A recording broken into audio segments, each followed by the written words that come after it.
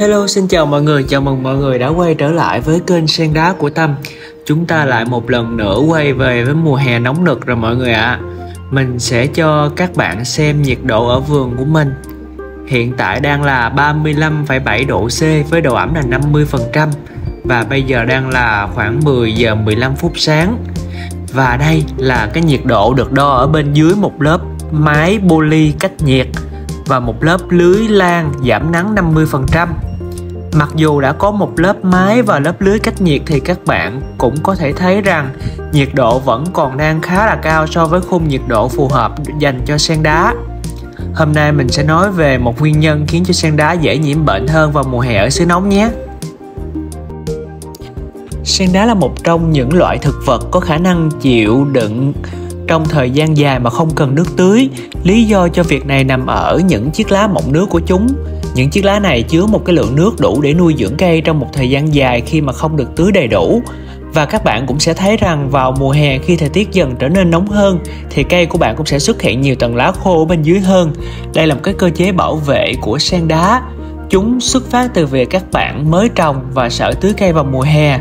Nhiều bạn sẽ nghĩ rằng mùa hè tưới cây sẽ dễ làm cây úng hơn cho nên các bạn tưới ít lại, thậm chí là cắt nước của chúng. Tuy nhiên, giá thể của các bạn ở xứ nóng dùng lại thường là các cái thành phần thoát nước lên đến 80-90%. Do vậy, việc tưới nước vào và cây chưa kịp hấp thụ thì qua hôm sau chậu đã khô là một cái việc khó tránh khỏi. Do đó cây sẽ dùng nước có sẵn ở trong những cái lá của mình để tồn tại. Những chiếc lá khô này thường nằm ở bên dưới và nhiều bạn sẽ không có thời gian chăm sóc nên cứ để nguyên chúng như vậy. Đây là một cái môi trường rất là thuận lợi cho các cái loại nấm bệnh cũng như là côn trùng tấn công cây và tấn công vào những cái phần thân ở bên dưới những cái lá khô này. Bây giờ mình sẽ thử vặt những cái chiếc lá khô này đi cho mọi người xem. Dụng cụ mình dùng ở đây thì khá là tiện lợi, nó gọi là cái pen y tế. Và các cái nhà thuốc thì thường không có bán, các bạn có thể mua chúng ở các cái tiệm vật liệu y tế nha.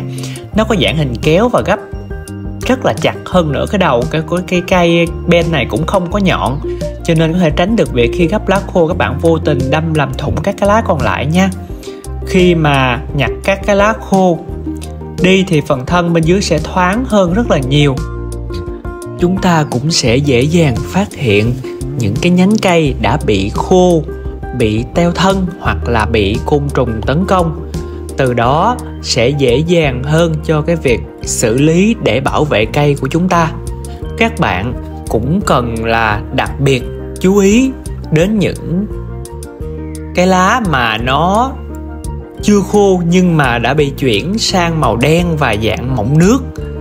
Vì những cái loại côn trùng nhỏ nó rất là thích ăn những cái phần lá bị hỏng này. Nếu các bạn để lâu và không tách những cái lá này ra thì các bạn sẽ thấy có rất là nhiều những cái con bọ nhỏ nhỏ nó bò ở phần cuống cây, và một thời gian sau các bạn có thể thấy là cái phần thân của chúng ta nó đã bị ăn luôn vào trong cái phần thân cây của chúng ta. Do đó khi mà chăm sóc những cây sen đá vào mùa hè thì điều quan trọng nhất là các bạn phải cung cấp thật là đầy đủ nước cho cây. Đừng để chậu quá khô nha. Nếu có thể các bạn hãy dùng phương pháp tưới dạng thẩm thấu ngược để cây có thể hút được nước một cách an toàn và đầy đủ nhất.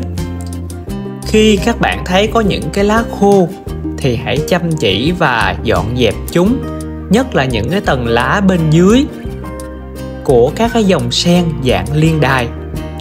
Phải luôn nhớ là giữ cho cái phần thân và gốc cây của chúng ta thật là thông thoáng để dễ dàng kiểm soát được các cái loại côn trùng, nấm bệnh phát triển.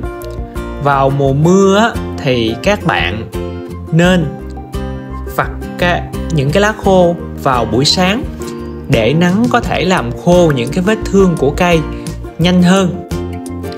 Video của mình hôm nay đến đây là hết rồi. Nếu các bạn thấy clip hay hãy ấn like, share và nhấn nút theo dõi kênh để xem những video mới nhất nha. Nếu bạn có những vấn đề gì thắc mắc hãy để lại bên dưới bình luận. Mình sẽ cố gắng giải đáp cho các bạn trong những video sau. Xin chào tạm biệt mọi người.